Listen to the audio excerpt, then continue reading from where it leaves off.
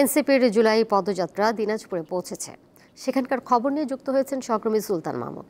সুলতান, দিনাজপুরে জুলাই পদযাত্রার এই মুহূর্তের খবর আমাদেরকে জানাবেন। সমাবেশ তো নিশ্চয়ই অনুষ্ঠিত হয়েছে, সেখানে সাধারণ মানুষের অংশগ্রহণ কেমন দেখেছেন?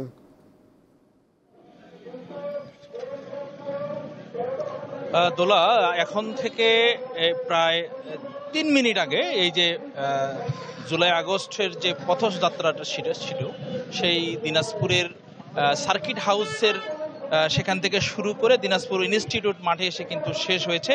এই ঠিক ৩ মিনিট আগে কিন্তু এখানে এনসিপির কেন্দ্রীয় নেতারা নাহিদ ইসলাম সহ সদস্য সচিব আক্তার হোসেন সহ সার্জিস আলম এবং হাসান আবদুল্লাহ সহ কেন্দ্রীয় নেতারা কিন্তু তার বক্তব্য শুরু করেছেন। এবং এখানে এনসিপির নেতারা সহ বিভিন্ন স্তরের যে জনসাধারণও কিন্তু এই পথযাত্রায় অংশগ্রহণ করেছিল আমরা দেখেছি। পাশাপাশি এখন তো ইনস্টিটিউট মাঠে এনসিপির নেতারা অর্থাৎ নাহিদ ইসলামের এখনো কিন্তু মঞ্চে রয়েছেন। তিনি কিছুক্ষণের মধ্যেই তার বক্তব্য শুরু করবেন।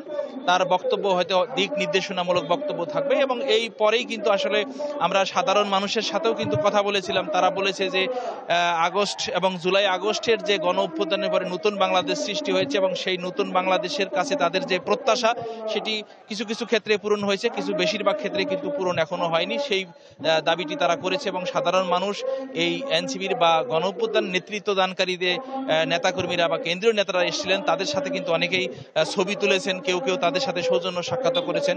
সব মিলে কিন্তু অনেকটাই কিন্তু ভালো ছিল। দোলা, দিনাজপুর থেকে সরাসরি যুক্ত ছিলেন সহকর্মী সুলতান মাহমুদ।